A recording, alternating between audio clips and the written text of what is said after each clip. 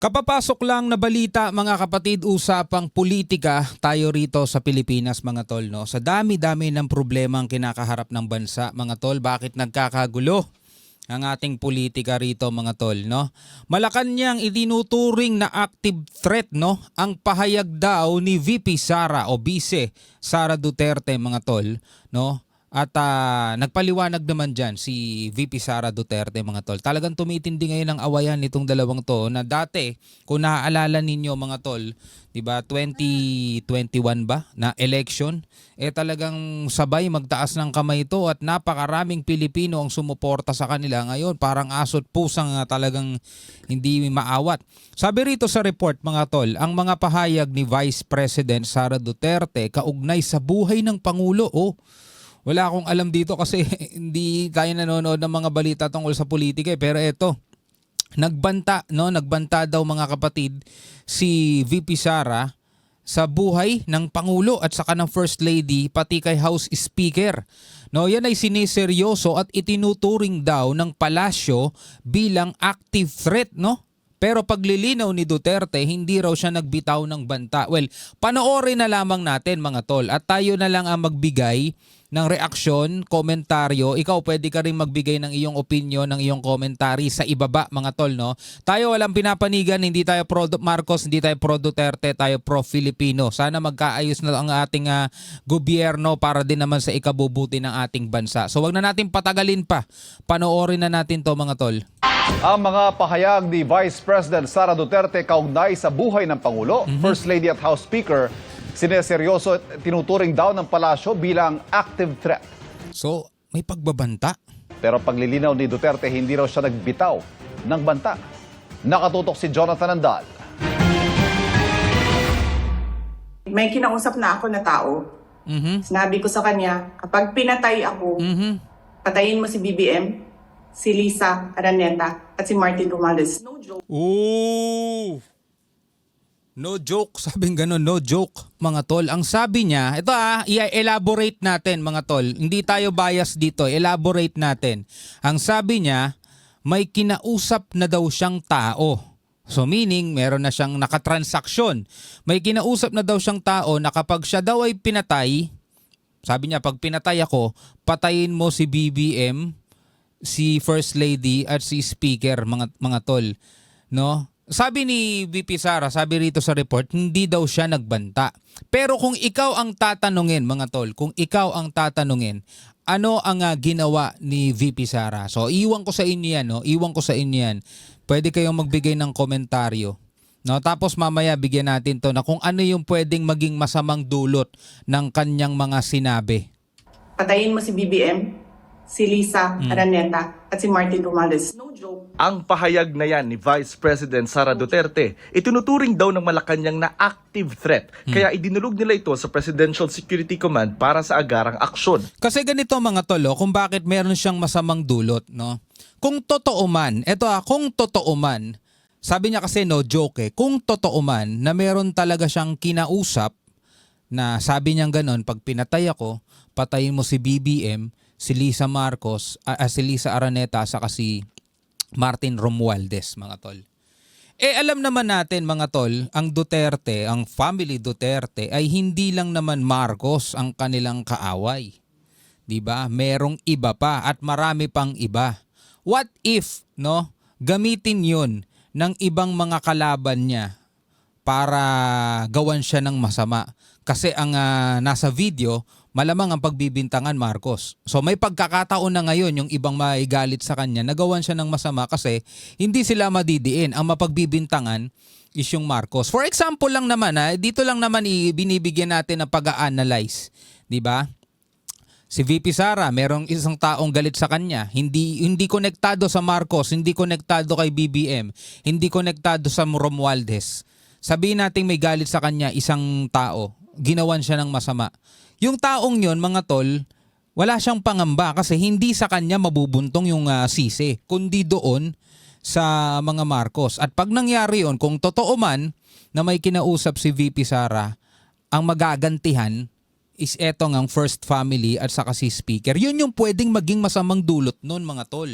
So parang threat na nga rin siya kung titignan mo, no?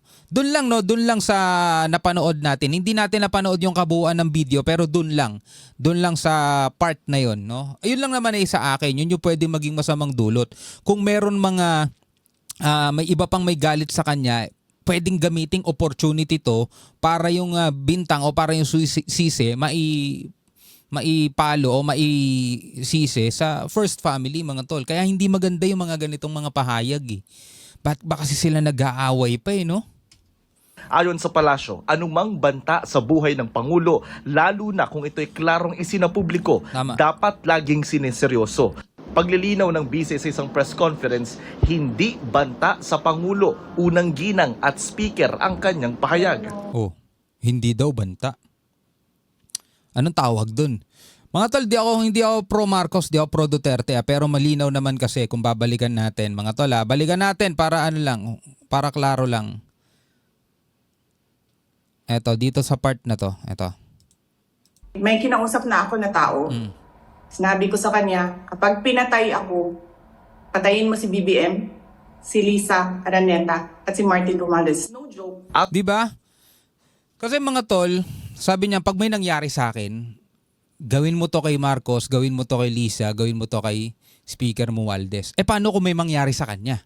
Tapos ang gumawa, ibang tao na may galit sa kanya. O di yung taong kinausap niya, ang babalikan, yung first family. Di ba, threat yun para sa first family, di ba? Hindi kasi maganda mga pahayag yung mga ganito, mga to, lalo na kung nasa pangalawang pinakamataas ka na katungkulan sa bansa, di ba? Sa inyo nakatingin ng mga taong bayan, para kayong mga nag-aaway kayong dalawa eh. Ang pahayag na yan ni Seryoso. Paglilinaw ng bise sa isang press conference, hindi banta sa Pangulo, unang ginang at speaker ang kanyang pahayag. Hindi naman ata mahina yung volume noong malinaw nga eh. Zoom press conference. Sinabi ko, kung mamatay ako, ibig sabihin, in the first place, meron ng threat sa akin. But they simply do not care that I am also concerned about my security because I hear things. It's the same Tama as naman yun eh. Sabi niya itapon gano'n. ang- Sabi niya gano'n kung may mangyayari sa kanya. Pero sabi ko nga kanina nung umpisa, kung i-elaborate natin, what if gamiting opportunity yon, mga tol, ng ibang mga tao na may galit din sa kanya? 'Di ba? Kasi hindi lang naman Marcos o hindi lang naman Romualdez ang kalaban niya ngayon. Siguro sa tinagal-tagal niya bilang mayor o kung ano pa ang naging katungkulan niya, marami na rin siguro siyang nakabangga. Talagang hindi lang mahanapan ng pagkakataon kasi mga tol, alam naman natin ng security, 'di ba? Pero mga kapatid, no, kapag may mga ganyang kasing pahayag, talagang pwede yang ika-alarma ng kahit na sino, lalo na kung merong third party na anonymous na bilang sasabihin may kinausap na ako. 'Di ba? Mahirap kasi yung mga ganyan. Sana matapos na yung problema ng VP at ng presidente kasi mga tol, sila talaga ang kailangan ng ating bansa para magkaroon tayo ng kaayusan. No? At saka siyempre, sana maayos din yung Kongreso dahil isa rin yan sa punong-puno ng mga problema ngayon. Napakarami nilang ewan ko ba dyan sa mga yan. bangkay sa West Balikan natin to. things. It's the same as itapon ang bangkay sa West Philippine Sea, which was talking about doing it is not actionable. So parang ano lang, hyperbole, ganun. Hyperbole, Doing it is not exaggeration. actionable. Dating sinabi ni VP, dahil sa panggigipit sa kanya, ipapahukay niya ang labi ni dating Pangulong Ferdinand Marcos Sr. at itatapon sa West Philippine Sea. Nagbitaw ng salita ang bise laban sa Pangulo matapos ang utos na ilipat ang kanyang Chief of Staff na si Attorney Zulaika Lopez sa Women's Correctional mula sa House Detention Facility.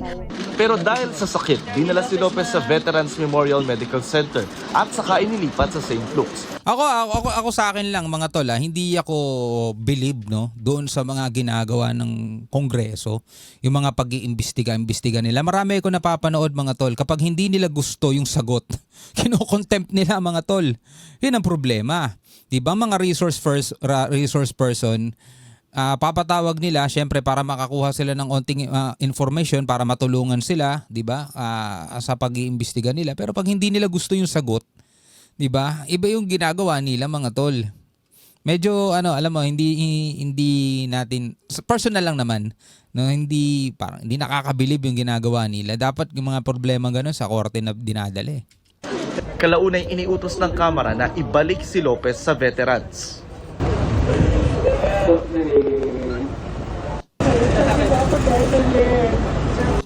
Natatakot daw kasi siyang malipat sa koreksyonal base raw sa transfer order na ipinakita sa kanya. Pero ipinaliwanag sa kanya ni CIDG Chief Brigadier General Nicolas Torre III, dadalhin siya sa government hospital batay sa bitbit nilang transfer order.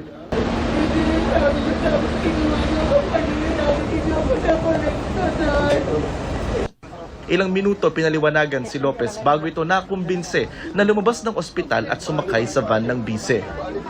Alas 12:30 tanghali na ngayon, na-serve na ng CIDG yung transfer of medical facility for Attorney Zulaika Lopez na nilabas ng House of Representatives. Mula rito sa St. Luke's, sasakay siya rito sa van na ito at dadalhin siya sa Veterans Memorial Medical Center. Sabi ng komite na bumubusisi ng OVP at DepEd funds ni VP Sara, inalis nila sa Batasan Complex si Lopez dahil sa issue ng seguridad. Nag-special meeting pa raw kagabi via Zoom ang buong komite para desisyonan ang paglipat kay Lopez sa koreksyonal. Doon po sa aming pag-uusap, ang isa nga po sa mga napag-usapan ay yung security risk. Hindi lamang po ng ating House of Representatives, pati na rin po ng ating Vice President. Kaya nga po napag-desisyonan po ng mga miyembro ay ito po ay transfer doon sa pasilidad na mas may kapasidad at may kakayahan na ma-secure nang sa ganun po ay maging maayos. Ito po kasing sitwasyon is emergency situation dahil security risk na po ang pinag-uusapan po natin dito. Hindi naman po natin po pwedeng antayin pa na mag-Lunes. Alright mga kapatid, yan ang mga balita ngayon. Talagang magulo politika rito sa atin, no? Dagdag mo na yung iba't ibang mga problema ang kinakaharap ng bansa natin, tas nagkakaroon pa ng mga ganitong problema. Anyway, bilang isang Pilipino, masasabi mo dyan? Comment ka na lamang sa ibaba. Hanggang sa muli, ako nga pala si Shobaldi. Peace out.